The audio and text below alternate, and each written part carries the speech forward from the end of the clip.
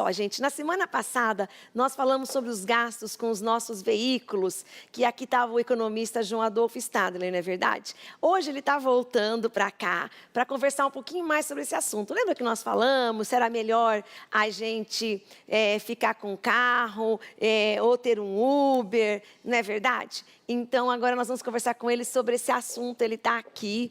E tudo bem, João? Bem, Rose. Seja muito bem-vindo. É legal voltar.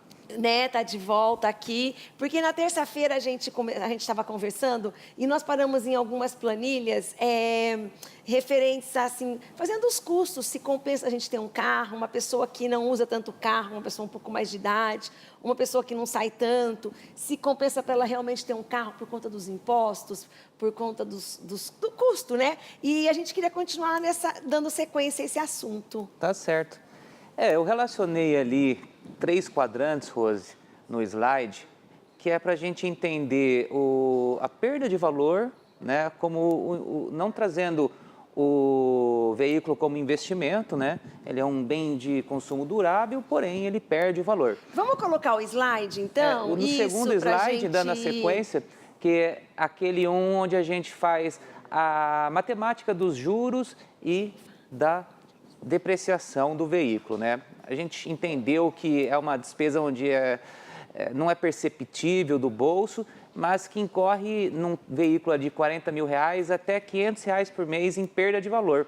Então, a gente vai acompanhando ali seu slide para a gente... Ali você colocou combustível, IPVA... Porque esses são aqueles custos diretos e outras despesas, né? Então, combustível. O que eu vou fazer a opção, Rose? Um carro que é gasolina, que é álcool, que é diesel, é flex. E depois, a questão da manutenção dos veículos. Algumas são recorrentes, né? A troca de óleo, do filtro. Porém, a gente teria algumas outras que são eventuais, quando acontece algum problema, fura um pneu, ou existe um pequeno acidente onde tem que fazer a lataria.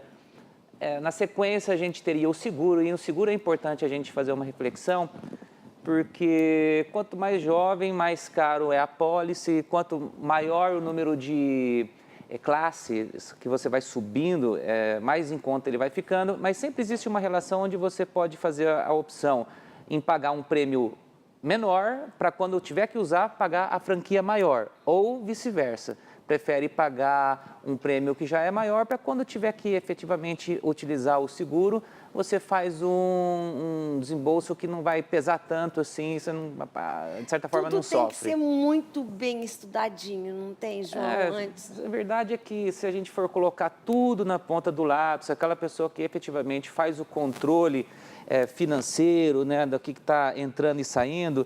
Eu, por exemplo, faço acompanhamento diário, depois totalizo o mês e tal. Quando a gente pega ao longo de um ano e faz a divisão para chegar numa média, vê que o veículo ele é um grupo de despesa muito relevante.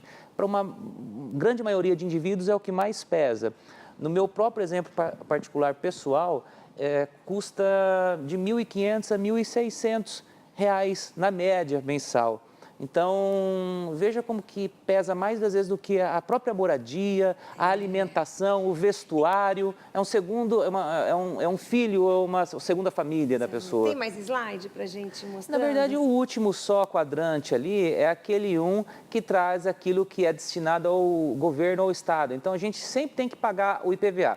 Veja bem, quando a gente vem falar de investimento aqui, Rose, eu quero aplicar em títulos do governo, né, letras do Tesouro. Quanto que ele paga por ano? Hoje, a Selic é 6,5%.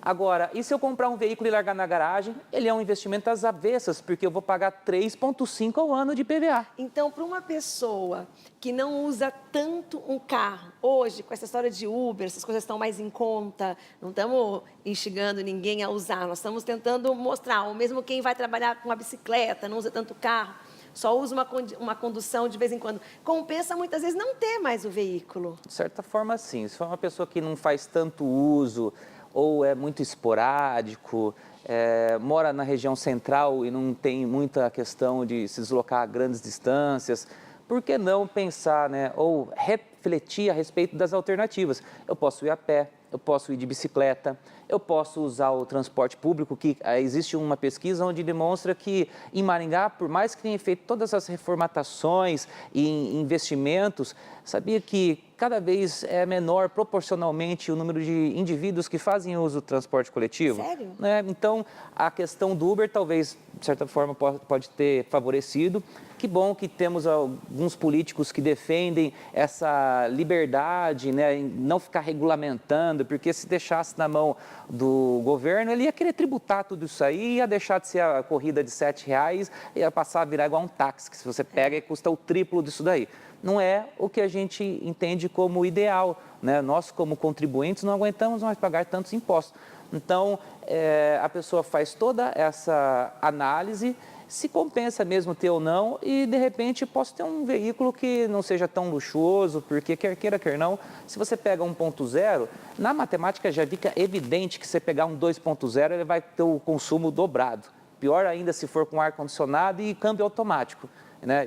Eu pago o preço por ter um carro nesse padrão, mas de repente a pessoa queira se adequar dentro da questão financeira, as receitas em relação às despesas, sabendo que esse grupo é um grupo que reflete muito, o peso relativo é elevado.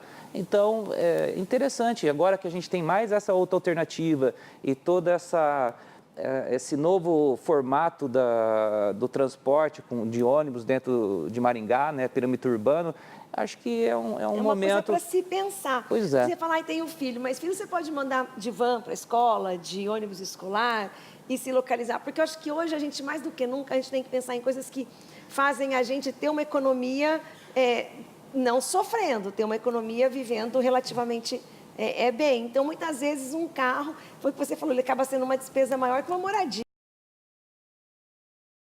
Ali em grupos, como tudo ocorrendo da melhor forma possível. E se porventura você resolve ir numa balada, num fim de semana, e cai numa blitz embriagado, né? Não estou nem imaginando o pior, um acidente envolvendo feridos e tudo mais.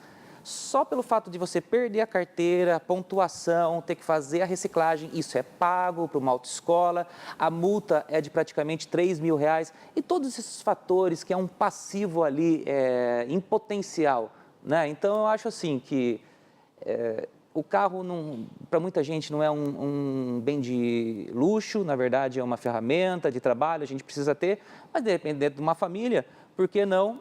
Eu sou um caso onde tenho lá um carro, mas também tem uma motinha para pequenas movimentações, vou só ali no mercado, na padaria, alguma coisa, eu acabo fazendo uso disso daí. Então, eu acredito que na família, de repente, tem que ter o filho tem um carro, a mãe tem um carro, o pai tem um carro, pensar, porque tudo vai ser dobrado isso aí, né? Triplicado. Então, nos dias de hoje, como tudo ficou um pouco diminuto, até os móveis que na época da minha avó, de repente, as casas tinham 300, 400 metros quadrados, hoje a gente já vê muita gente em casa geminada, tudo tem ficado um pouco mais enxuto, né? Que quer queira, quer não, é uma forma de melhorar a eficiência, aquilo que a gente vê na sociedade, que se reflete também dentro das empresas, aquela coisa de diminuir os custos, as despesas, trabalhar com a melhor eficiência, maximização do resultado a resultante disso daí, né? Então, a gente tem que sempre pôr na ponta do lápis. Por isso que a gente sempre traz o João aqui, para o João sempre estar ensinando a gente a fazer contas, né, João? Porque o que mostra é que você põe realmente no papel que você vai ver, né? Muita coisa do que eu falo aqui deve ser óbvio para algumas pessoas, né?